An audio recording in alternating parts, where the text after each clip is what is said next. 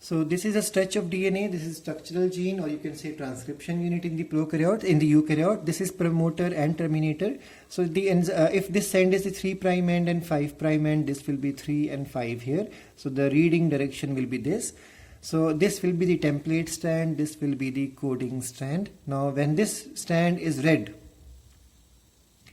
the RNA formed will also have a working portion, then a non-working portion, working portion, then again a non-working portion, then a working portion. Such type of RNA cannot function. And if you remember, in the concept of types of RNA, I have told you this word, heterogeneous nuclear RNA. So this RNA is non-functional. This RNA is called is made up of now two things. This portion is working portion, exon. This portion is also exon, this portion is also exon. So the light portions I have drawn are the working portion, and these black portions are intervening sequences, also called as introns or spacer DNA. So as long as this spacer DNA is not removed, this hnRNA will not become functional. It can only become functional by the concept of splicing. Remember this all in nutshell. I told you in those beginning of the classes when mRNA was explained to you. So capping, tailing and splicing, this concept is coming now in the topic. So these processes will cause the formation of the messenger RNA, hnRNA, to change into functional messenger RNA. This is how prokaryotic transcription is different from the eukaryotic transcription, because in the prokaryotes split gene concept is missing. Hardly any genes. Some are there, which shows it is a primitive feature.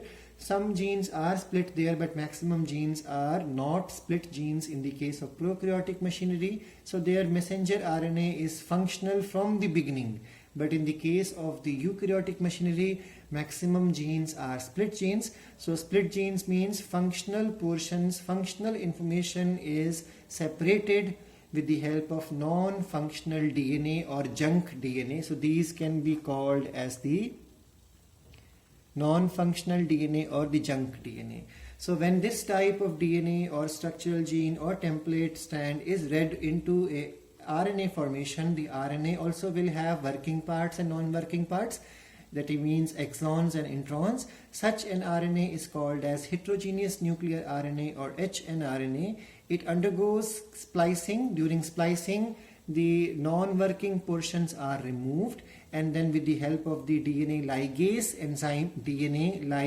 enzyme, these pieces are joined to form messenger RNA, followed by capping at the 5' end and tailing at the 3' end. This will turn hnRNA into a functional RNA. So I hope this much is clear to you. Let's quickly go through it once again.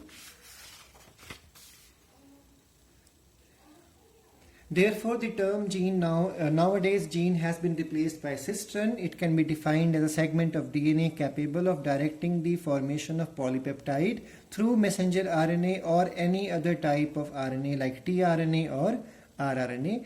Structural gene in a transcription unit could be said as monocistronic in the eukaryotes or polycistronic in the case of prokaryotes.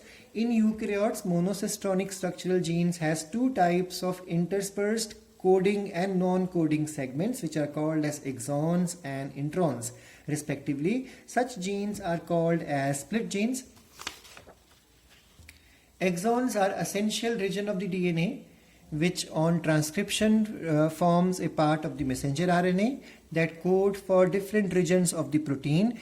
Introns are the non-essential regions of the gene which are also called as the junk DNA or the spacer DNA or the intervening sequences, IVS. During synthesis of messenger RNA, the junk DNA or the introns are also transcribed. So that's why the length of the DNA is length of this is equal to length of this, but we know that there are non-functional portions. So during synthesis of the messenger RNA, junk DNA or introns also get transcribed. Thus, a long strand of mRNA is synthesized initially. It contains both the unwanted base sequence, which is transcribed from introns, alternated with the useful base sequence from exons. Such an RNA is called as heterogeneous nuclear RNA or hnRNA or pro-messenger RNA, because this will give rise to messenger RNA. It is the precursor of messenger RNA. Unwanted base sequences are now removed by the enzyme from hnRNA and useful base sequences are joined together. This processing of the messenger RNA, or you can say turning the hnRNA into messenger RNA, is called as splicing. The processed mRNA is passed out of the nucleus. Remember, replication and transcription and splicing, these processes takes place inside the nucleus, and then the mRNA is shifted outside the nucleus and now it will join with the ribosome. So joining with the ribosome means single strand messenger RNA with its 5' end will join with the 3' end of the rRNA, which is present in the small subunit, that means 16S rRNA of prokaryote or 18S rRNA in the case of the eukaryote. Here it is expressed through the synthesis of a polypeptide. Introns or intervening sequences do not appear in mature or the processed RNA. After this is the topic of the types of RNA according to NCERT, which we have already covered before those 5 days break was given to you. We have already covered the rRNA, we have covered the tRNA, we have covered the messenger RNA. So this is all completed. Now in the next class we will start with the process of transcription.